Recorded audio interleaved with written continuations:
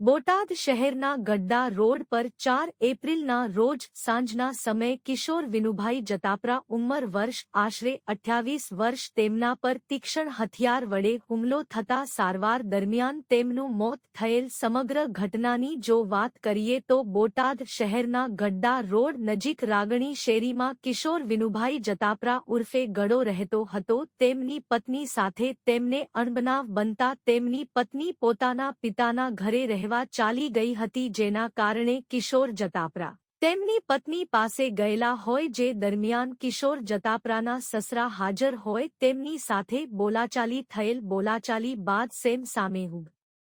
રબોલાચાલી થતા સાસરિયા પક્ષ દ્વારા તીક્ષ્ણ હથિયાર વડે કિશોર જતાપરા પર હુમલો કરતા ગંભીર રીતે ઇજાગ્રસ્ત હાલતમાં બોટાદ સરકારી સોનાવાલા હોસ્પિટલ ખાતે ખસેડવામાં આવેલ, જ્યાં સારવાર દરમિયાન કિશોર જતાપરાનું મૃત્યુ થયેલ. સમગ્ર ઘટનાની જાણ મૃતકના બહેન આરતીબેનને તથા તેઓ તાત્કાલિક સરકારી સોનાવાલા હોસ્પિટલ ખાતે પહોંચેલ અને કિશોર જતાપરાની હત્યા કરનાર સાસરિયા પક્ષના કિશોર જતાપરાના સસરા ધર્મેન્દ્રભાઈ, હર્ષદભાઈ વાળા, ખુશીબેન, ઉર્વશીબેન તેમજ હાર્દિકભાઈ પર આરોપ લગાવેલ અને તમામ આરોપીની ધરપકડ બાદ મૃતદેહ સ્વીકારવાની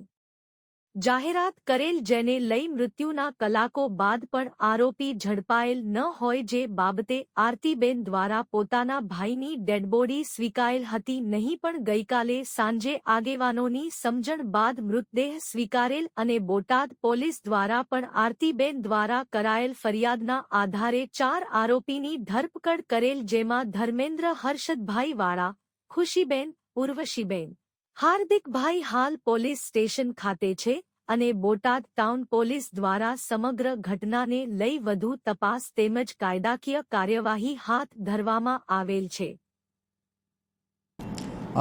બોટાદ ટાઉન પોલીસ સ્ટેશન ખાતે આજે ખૂનનો ગુનો દાખલ થયેલો હતો. તેમાં વિગત જોઈએ તો ફરિયાદી જે આરતીબેન છે તેમના દ્વારા ફરિયાદ આપવામાં આવી હતી અને આ બનાવમાં મરણ જનાર જે કિશોરભાઈ ઉર્ફે ગડો તરીકે જે ઓળખાય છે તેઓ બોટાદના રહેવાસી છે અને તેમની પત્ની સાથે જ કૌટુંબિક અનબન ચાલતી હતી અને આ કારણોસર આ હત્યાનો અંજામ છે તે આપવામાં આવ્યો હતો. જે દરમિયાન આરોપી છે તે ધર્મેન્દ્રભાઈ, હર્ષદભાઈ વાળા, ખુશીબેન, ઉર્વશીબેન તથા હાર્દિકભાઈ તેમના વિરુદ્ધમાં ફરિયાદ હતી. આથી આ 4 આરોપીઓને બોટાદ પોલીસ સ્ટેશનમાં ધરપકડ કરવામાં આવી છે અને